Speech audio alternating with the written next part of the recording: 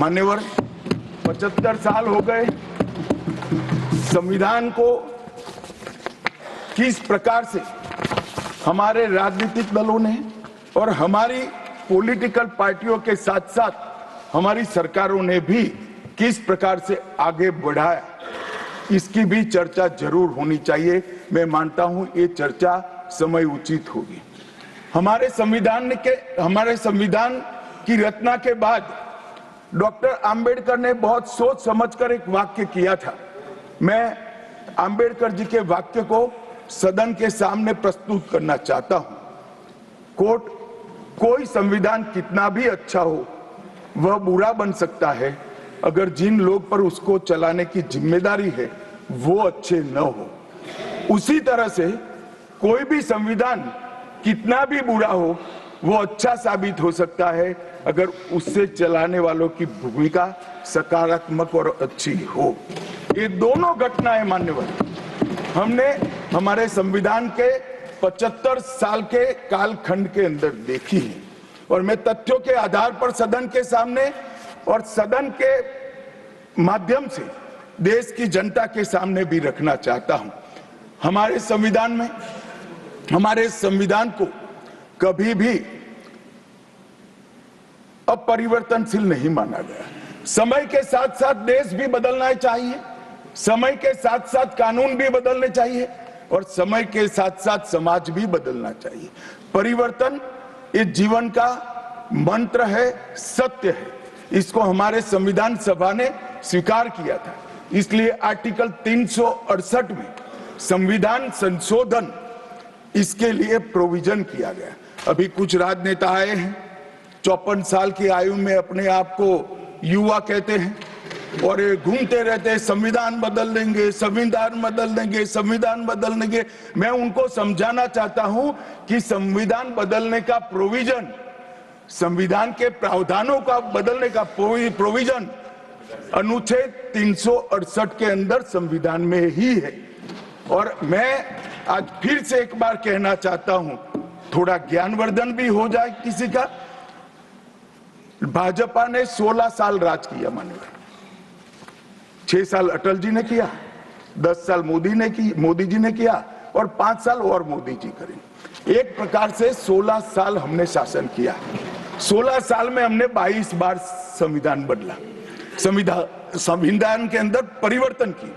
और कांग्रेस ने 55 साल करा और 55 साल में 77 परिवर्तन कांग्रेस ने भी किए, कांग्रेस के शासन में भी हुए।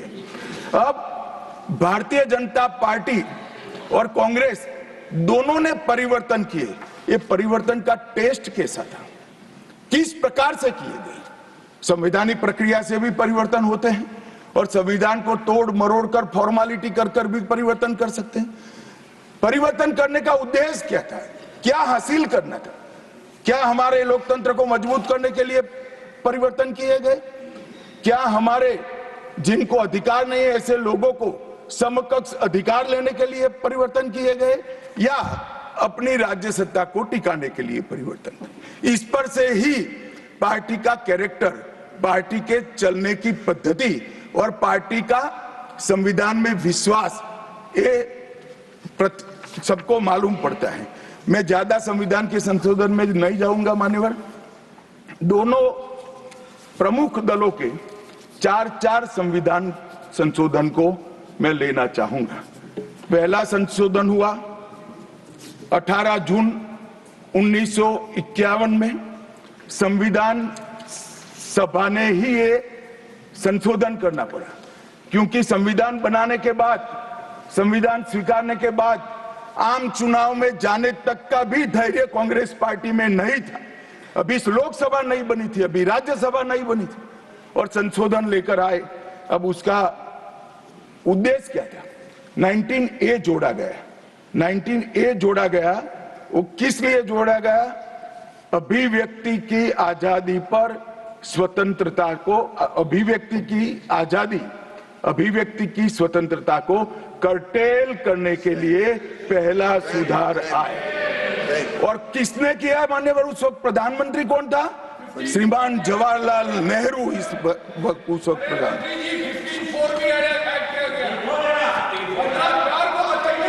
बता चुके। अब मान्यवर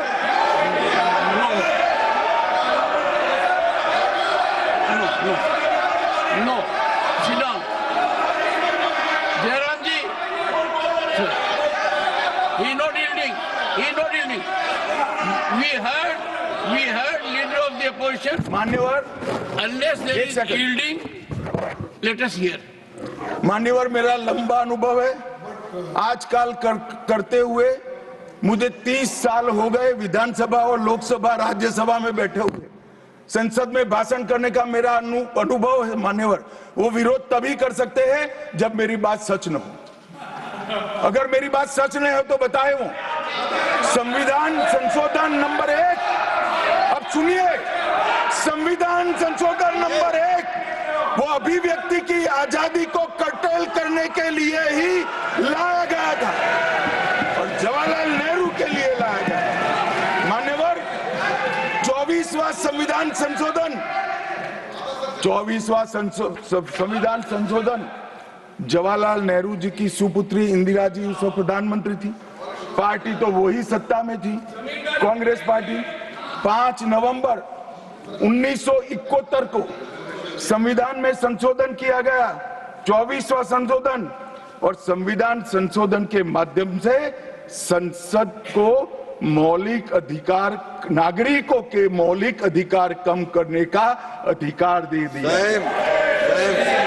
तो एक प्रधानमंत्री कांग्रेस पार्टी के अभिव्यक्ति की स्वतंत्रता का टेल करते हैं, दूसरे प्रधानमंत्री उसी परिवार से आते हैं, वो नागरिकों के मौलिक अधिकार को कर्टेल करने का अधिकार लेते हैं। और 39वां संविधान संशोधन अब तो इंतहाई कर दी मान्यवर, सब सीमाओं को पार कर दिया। मान्यवर आप तो अधिवक्ता रहे हैं। 10 अगस्त 1975 का वो दिन हमारे संविधान के इतिहास में बहुत, जब भी जिक्र होगा काले अक्षरों से ही इसका जिक्र करना पड़ेगा। उस वक्त 39वां संविधान संशोधन आया मान्यवर। 39वां संविधान संशोधन क्या था? इंदिरा गांधी जी के चुनाव को इलाहाबाद हाईकोर्ट ने अमान्य घोषित कर दिया। अभी कुछ नहीं है, ईवीएम ले लेकर घूमते हैं, हारते हैं और ईवीएम ले लेकर, ईवीएम ने हरा दिया, ईवीएम ने हरा दिया, ईवीएम ने हरा दिया। सुप्रीम कोर्ट ने 24 बार ईवीएम की अर्जी नकार दी। चुनाव आयोग ने 3 दिन ईवीएम 10 से 5 बजे तक रखा कि भाई कोई हैक कर बताए। कोई नहीं गया, सुप्रीम कोर्ट में कोई नहीं गया। और हारते हैं तो ईवीएम का दोष निकालते हैं। मान्यवर एक ही समय, एक ही दिन 2 परिणाम घोषित। एक महाराष्ट्र में सुपड़ा साफ हो गया, जो जनादेश के साथ द्रोह किया था इसका दंड महाराष्ट्र की जनता ने दिया और दूरबीन लेकर दिखाई नहीं पड़ते। और उसी दिन वो झारखंड में जीते। तो महाराष्ट्र में ईवीएम खराब है और झारखंड में टप से जाकर नए कपड़े पहनकर शपथ ले ली।